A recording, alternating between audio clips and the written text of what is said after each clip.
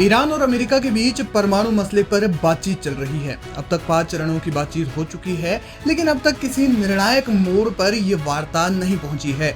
ऊपर से ऑस्ट्रिया के अधिकारियों द्वारा हाल ही में जारी की गई खुफिया रिपोर्ट ने तहलका मचा दिया, जिसमें कहा गया है कि ईरान अमेरिका के साथ परमाणु मसले पर बातचीत के दौरान भी अपना परमाणु कार्यक्रम जारी रखे हुए है और न्यूक्लियर इनरिचमेंट लगातार कर रहा है। लेकिन इसी बीच सऊदी अरब ने ईरान को नई चेतावनी जारी कर दी है, जिसमें उन्होंने अमेरिका के साथ समझौता करने को कहा है। जी हाँ, सऊदी अरब के रक्षा मंत्री प्रिंस खालिद बिन सलमान ने ईरान के अधिकारियों को एक संदेश में कहा कि राष्ट्रपति डोनाल्ड ट्रंप के परमाणु समझौते पर बातचीत करने के प्रस्ताव को गंभीरता से लें, क्योंकि ये इसराइल के साथ युद्ध के जोखिम से बचने का एक तरीका प्रस्तुत करता है। तेहरान में बैठक के दौरान प्रिंस खालिद ने वरिष्ठ ईरानी अधिकारियों से कहा कि ट्रंप की टीम जल्दी से जल्दी एक समझौते पर पहुंचना चाहती है और अगर बात नहीं बनती है तो डिप्लोमेटिक रास्ता बंद हो जाएगा। उन्होंने तर्क दिया कि ये क्षेत्र पहले से ही गजा और लेबनान के हाल के संघर्षों से प्रभावित हुआ है और अगर तनाव बढ़ा तो हालात और ज्यादा खराब हो जाएंगे। उन्होंने कहा कि ये इलाका फिलहाल तनाव में और वृद्धि को बर्दाश्त नहीं कर सकता। दरअसल ईरान और सऊदी अरब के बीच रिश्ते अच्छे नहीं हैं। सऊदी अरब पहले भी कह चुका है कि अगर ईरान परमाणु बम बना लेता है तो उनके पास कोई दूसरा विकल्प नहीं रह जाएगा। यही वजह है कि इलाके में आगे की अस्थिरता की संभावना से चिंतित सऊदी अरब के 89 वर्षीय राजा सलमान बिन अब्दुल अजीज ने अपने बेटे प्रिंस खालिद बिन सलमान को ईरान के सर्वोच्च नेता अयातुल्लाह अली खामेनी को मुलाकात करने के लिए एक चेतावनी के साथ भेजा। मीडिया रिपोर्ट्स के मुताबिक 17 अप्रैल को हुई ये बैठक तेहरान में राष्ट्रपति भवन में बंद कमरे में हुई और इसमें ईरानी राष्ट्रपति मसूद पेज़ेश्कियान, सशस्त्र बलों के chief of staff Mohammad Bagheri और विदेश मंत्री अब्बास अरागची मौजूद थे। इस बैठक में क्या बातचीत हुई उस बारे में कोई जानकारी पहले सामने नहीं आई, लेकिन अब इस बैठक की परतें खुल रही हैं। हाल ही में अमेरिकी राष्ट्रपति डोनाल्ड ट्रंप ने अप्रत्याशित रूप से एक सप्ताह पहले घोषणा की कि प्रतिबंधों में राहत के बदले में ईरान के परमाणु कार्यक्रम पर अंकुश लगाने के उद्देश्य से तेहरान के साथ सीधी बातचीत हो रही है। अब देखना यह होगा कि ईरान आगे क्या कदम उठाता है।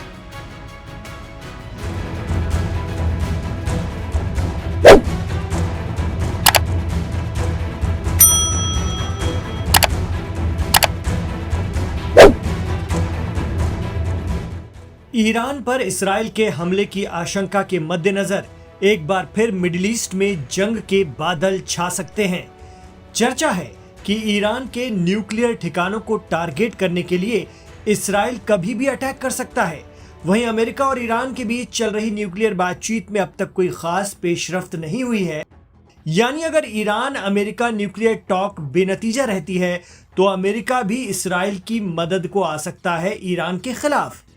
मीडिया रिपोर्ट बता रही है कि वैसे तो ईरान युद्ध की तैयारियां काफी समय से अंजाम दे रहा है, इसमें कोई संदेह नहीं कि अमेरिका और इस्राएल के पास भी जबरदस्त टेक्नोलॉजी है, लेकिन यूएस और इस्राएल से निपटने के लिए ईरान के पास एक ऐसी चाबी है जिसे लगाते ही दुनिया हिल जाती है, और वो है आबनाए हुर्मुज या हुर्मुज जल डमरू मध्य, जिसे स्ट्रेट ऑफ हुर्मुज के नाम से भी जाना जाता है।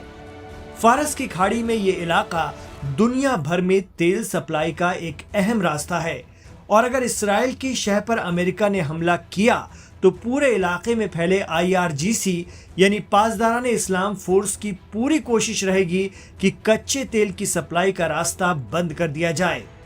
कहा जाता है कि ईरानी पासदारान इस्लाम समंदर के अंदर भी है और बाहर भी। अगर तेल की सप्लाई एक हफ्ते भी मुतासिर हुई या प्रभावित हुई तो ग्लोबल मार्केट हिल जाएगा, अमेरिकी और यूरोपीय इकोनॉमी में मंदी आ जाएगी और डॉलर गिरेगा तो दुनिया पर इसका असर पड़ेगा। यूरोप का असर अरब पर भी पड़ता है और इसकी चपेट में दक्षिण एशिया का आना भी तय है।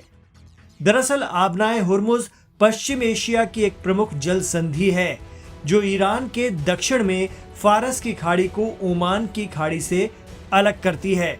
इसके दक्षिण में संयुक्त अरब अमीरात और ओमान है। तेल के निर्यात की दृष्टि से ये जलडमरू मध्य बहुत महत्वपूर्ण है, क्योंकि इराक, कतर और ईरान जैसे देशों का तेल यहीं से निर्यात होता है। अपने सबसे कम चौड़े स्थान पर इसके दोनों तटों में 39 किलोमीटर की दूरी है। ये ईरान को ओमान से अलग करती है। इस तेल सप्लाई रास्ते में ईरान की रेवोल्यूशनरी गार्ड कॉर्प्स का कंट्रोल है। IRGC पहले भी कई बार कहता रहा है कि अगर ईरान पर इसराइल या अमेरिका के जरिए हमला किया जाता है तो वो होर्मुज जलडबरू मध्य को बंद कर देगा। जैसे यमन के अंसारुल्लाह या हूती फाइटर आज भी इसराइल के लिए लाल सागर पर नाकेबंदी किए हुए हैं। बड़ी मुश्किल से सीज फायर कर अमेरिका ने उनसे पीछा छुड़ाया। रेड सी की तरह ही फारस की खाड़ी में अगर ईरान ने नाकेबंदी कर दी तो अरब देशों से दुनिया भर में जाने वाले तेल पर असर पड़ेगा। जहाज लंबे रूट से गए तो खर्चा बढ़ेगा, तेल महंगा होगा, तेल के दाम बढ़े या तेल सही से नहीं पहुंचा तो दुनिया हिल जाएगी। इसराइल, अमेरिका, यूरोप और दुनिया के सभी देश इस बात को अच्छी तरह जानते हैं। यही वजह है कि ईरान से उलझने की बजाय अमेरिका बातचीत पर जोर दे रहा है। वहीं इसराइल की पूरी कोशिश है कि ये बातचीत मुकम्मल न हो और ईरान को अमेरिका के साथ उलझा दिया जाए। अब देखना होगा बढ़ते तनाव के बीच क्या ईरान अपनी चाबी का इस्तेमाल करेगा या फिर अमेरिका ये नौबत नहीं आने देगा। ये आने वाले दिनों में साफ हो जाएगा।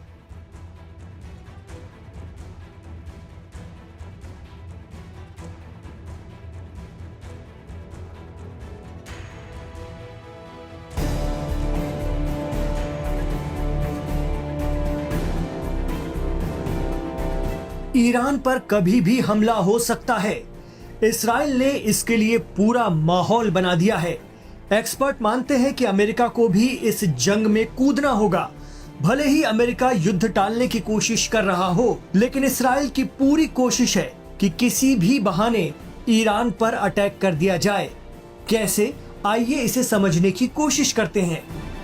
गजा में खाना खत्म होता जा रहा है। बच्चे बड़े सभी भूख से बेहाल हैं। जहां कहीं भी NGO खाना लेकर खड़े होते हैं, मिनटों में खाना खाली होता जा रहा है।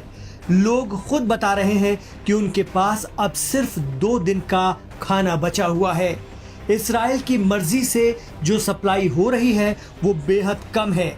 ऐसे में अगले 24 घंटों में गजा में 11,000 बच्चों की मौत तय है।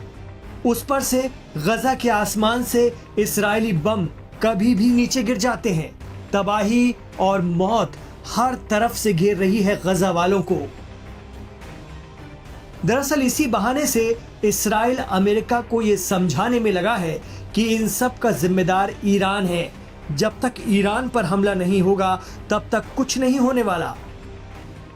गजा के समर्थन में यमन से हूती फाइटर्स या अंसारुल्लाह के हमलों को भी इस्राइल ईरान का ही मानता है।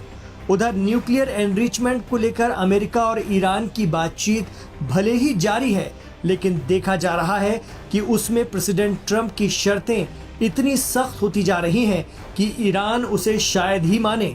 ईरान पहले ही कह चुका है कि अपने हितों को ताक पर रखकर वो झुकने वालों में से नहीं है। जो भी बातचीत होगी वो बराबरी पर होगी, लेकिन ऐसा लग नहीं रहा है।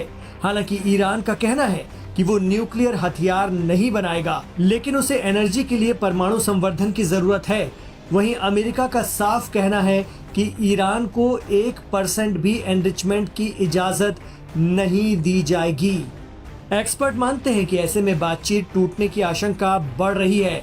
पश्चिमी और इस्राएली मीडिया के हवाले से जो खबरें आ रही हैं वो बता रही हैं कि जंग की तैयारी जोर शोर से की जा रही है।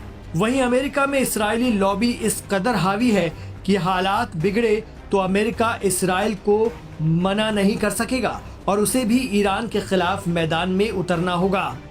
भारतीय डिफेंस एक्सपर्ट कमर आगा कहते हैं कि इस्राएल और अमेरिका का डीप कनेक्शन है। जूस लॉबी अमेरिका में बेइंतहा पावरफुल है।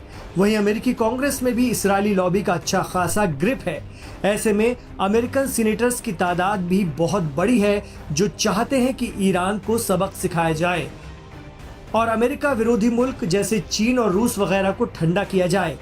यही वजह है कि ईरान भी काफी पहले से अपनी जंगी तैयारियों को अंजाम दे रहा है और वहां की आवाम भी जंग के लिए खुद को तैयार कर चुकी है।